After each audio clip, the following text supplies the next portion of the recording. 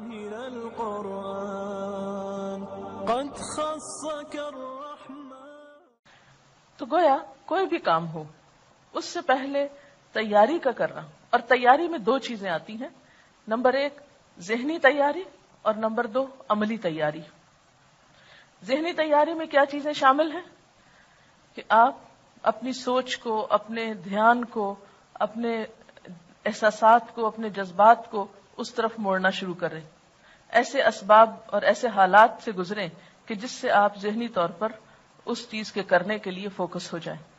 عملی تیاری میں کیا چیز آتی ہے کہ مثلا آپ کو معلوم ہے کہ رمضان میں آپ کو اتنا راشن چاہیے، جیسے گھریلو خواتین ہیں جو گھر چلاتی، اتنا راشن چاہیے، یہ چیزیں خریدنا ہے، یا عید پہ کپڑے بنانا ہے، یا اور جو بھی آپ سمجھتے ہیں کہ آپ کو اتنے لوگوں کو روزہ افطار کرانا ہے، یا زکوٰۃ دینا ہے، یا صدقہ خیرات کرنا ہے، یا درس قرآن دینا ہے، یہ جو بھی کام آپ رمضان میں کرنے والے ہیں، اگر بیٹھ کر رمضان سے پہلے ان کے بارے میں مذاکرہ کر لیں، ڈسکشنز کر لیں، گفتگو کر لیں، تیاری کر لیں، عملی طور پر آپ بازار جا کر اپنا حساب کتاب کر لیں کہ کتنا خرید و فروخت کرنی، یا منگوا لیں، اگر آپ خود نہیں جاتے تو بھی منگوا کے سب چیزیں کچن کی ایک طرح سے دوبارہ سیٹنگ کر کے ہر چیز سحری افطاری کے اعتبار سے، پھر ٹائم ٹیبل آپ کے پاس میں ہونا چاہیے جس کو دیکھ کے آپ سحری افطاری کے اوقات فالو کرتے ہیں.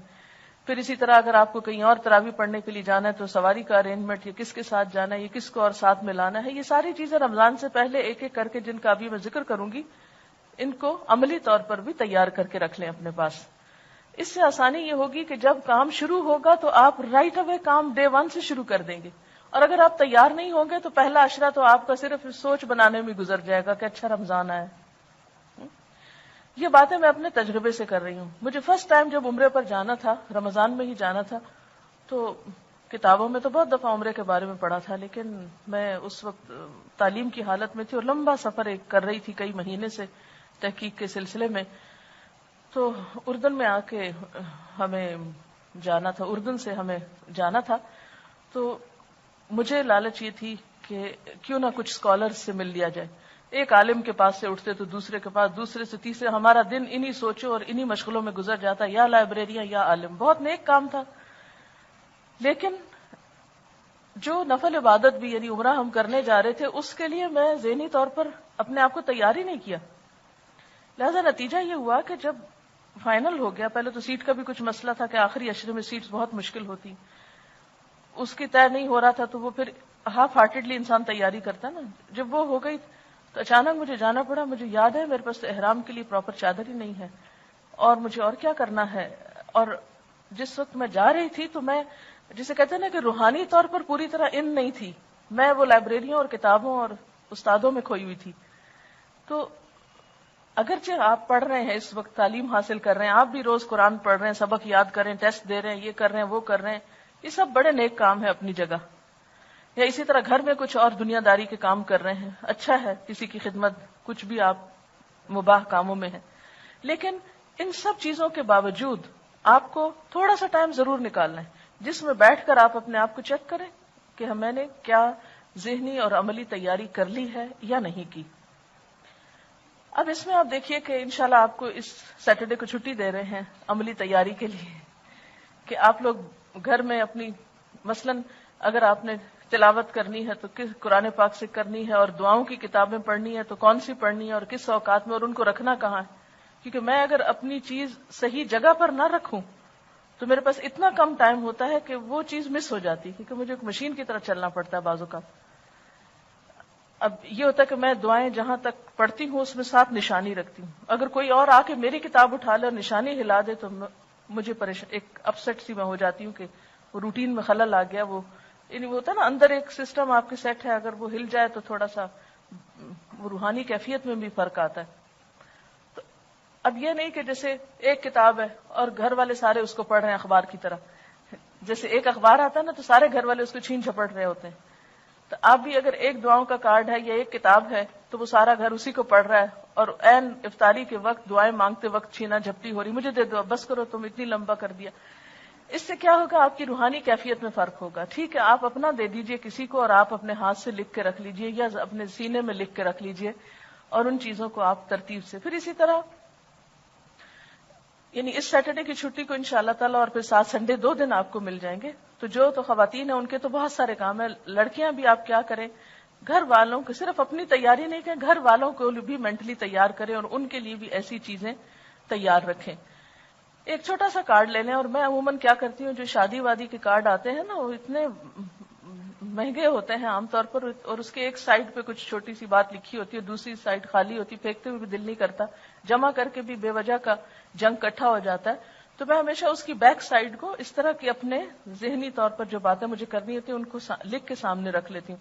وہ اگر کہیں ٹکائے تو یوں کھڑے بھی ہو جاتے ہیں, اگر لکھ کے رکھیں تو جلدی خراب بھی نہیں ہوتے. تو اس پر جو جو کام آپ کو کرنے ہیں یہ چیزیں آپ نے روز کرنی ہے. مثلا میں نے لکھ کے رکھا ہوا کہ سب سے پہلے صبح میں کیا پڑھنا ہے, اس کے بعد تسبیحات کون سی کرنی.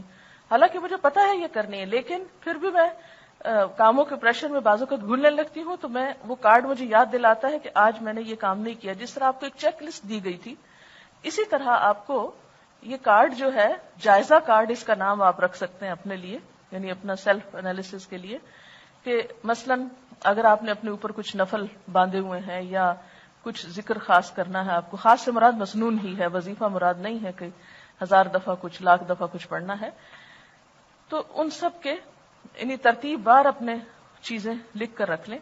پھر یہ ہے کہ جائے نمازیں وغیرہ دھو کے صاف ستھری کر لیں, کیونکہ افسوس کے ساتھ کہنا پڑتا ہے کہ بعض گھرانوں میں اس کا اہتمام نہیں ہوتا, اور بہت فریکوینٹلی یہ چیز دیکھنے میں آتی ہے کہ لوگ سارا گھر صاف رکھتے اور ایک جائے نماز گندی رہ جاتی. شاید وہ مائنڈ کرتے ہیں اس کو دھونا یا گناہ سمجھتے ہیں.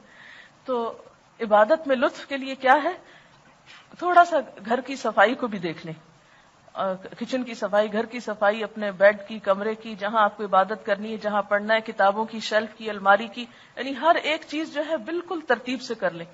اور اتنی ترتیب سے کر لیں, بلکہ میں تو بعض اوقات یہ کیا کرتی تھی کہ جو بیڈ بستر وغیرہ سال بھر اٹھتے رکھے جاتے ہیں, وہ میں رمضان سے پہلے چادریں, ہر چیز اس طرح ایسی جگہ پہ رکھ لیتی تھی کہ بس صرف 1 منٹ اس میں لگے اور ہر چیز جلدی جلدی تبدیل ہو جائے. اور لانڈری بھی رمضان کے لیے بچا کے نہیں رکھیں, سب کچھ واش کر لیں, کلین کر لیں. اور اس طرح آپ جب رمضان, جیسے لوگ عید کی تیاری کرتے ہیں, تو عید سے بڑھ کر آپ رمضان کے لیے عملی طور پر تیار ہو جائیں, اور ساتھ ساتھ کارڈ پر ذہنی طور پر عبادات کی تفصیل لکھ کر وہ تیاری کر لیں. اس کے بعد کوئی نہ کوئی ایسا لیکچر, آپ تو خیر کتاب الصوم پڑھ رہے ہیں, یا سنیے یا سنائیے, 2 میں سے ایک کام کر لیجیے, اس سے بھی تیاری ہو جائے گی. مثلا جو باتیں پچھلے بیچ کی میٹنگ میں ان لوگوں کو بتائی گئی تھی, اور جو کراچی کا پہلا یہاں دورہ قرآن ہوا تھا, اس سے پہلے ایک دن پورا ہم نے 2 گھنٹے یا 2.5 گھنٹے استقبال رمضان پہ بات کی تھی. اس کیسٹ میں, رمضان مبارک اس کا نام ہے, اس میں بہت سی باتیں رمضان کی تیاری سے متعلق ہیں. گھر والوں کو سنا سکتے ہیں, کچھ پوائنٹس لکھ کر آپ درس دے سکتے ہیں. اس طرح کیا ہوگا کہ اس کا بار بار تذکرہ کرنے سے کہ رمضان آ رہا ہے اور رمضان میں افطاری کا اتنا ثواب ہے, اس کام کا اتنا اجر ہے, یہ کام ایسے کرنا ہے, تو اب کیا ہوگا کہ آپ ایک طرح سے مینٹلی تیار ہو جائیں گے کہ آپ کو یہ اور یہ کام کرنے ہیں.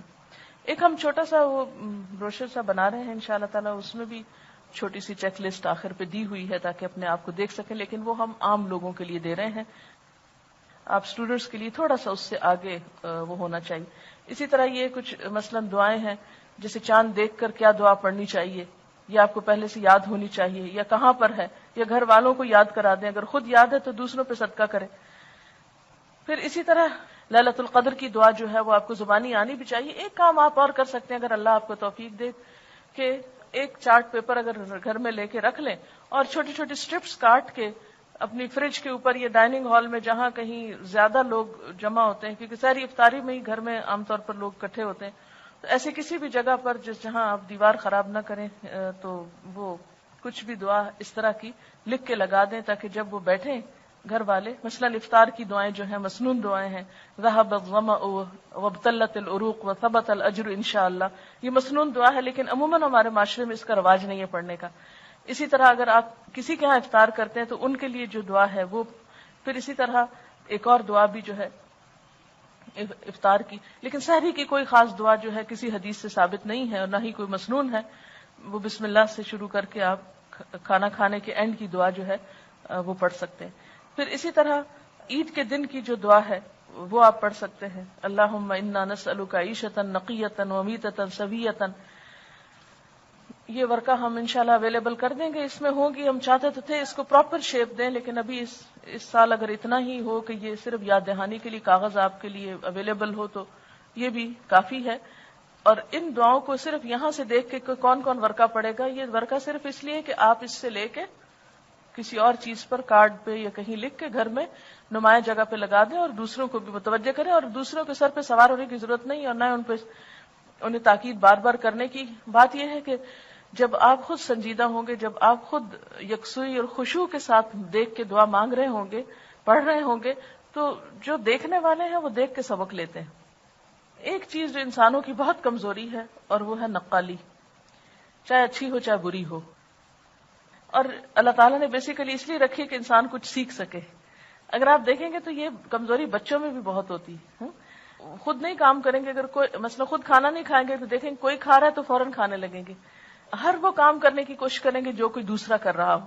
اسی طرح یہ صرف بچوں میں نہیں ہوتا، یہ بچپنا بعض اوقات بڑوں میں بھی بہت ہوتا ہے کہ خود نہیں کچھ کریں گے اور نہ کسی کو کرنے دیں گے، لیکن اگر دیکھیں کہ کوئی کر رہا ہے تو فوراً کاپی کرنے کی کوشش کریں گے. تو کیوں نہیں آپ اس چیز سے فائدہ اٹھاتے اور لوگوں کی اس چیز کو، اس کمزوری کو ایک پازیٹو رخ دیتے کہ آپ ان کے سامنے ایک عملی اگزامپل بنے. مت کہیں کسی کو پڑھو اس کا ہی. جب آپ منہ ہلا رہے ہوں گے تو پوچھیں گے کیا پڑھ رہی ہو، پوچھتے ہیں نا. جب آپ کچھ پڑھ رہے ہیں یا خاموش ہیں تو کہیں گے کیا کر رہی ہو، تو اس وقت آپ بتا سکتے ہیں یہ دعا ہے اور نبی صلی اللہ علیہ وسلم پڑھا کرتے تھے اور اس سے ہمارے عمل میں کئی گنا اضافہ ہو سکتا ہے. اور سامنے لگی ہوئی اگر ان کو پڑھنا ہے تو پڑھ لیں گے وہ بھی.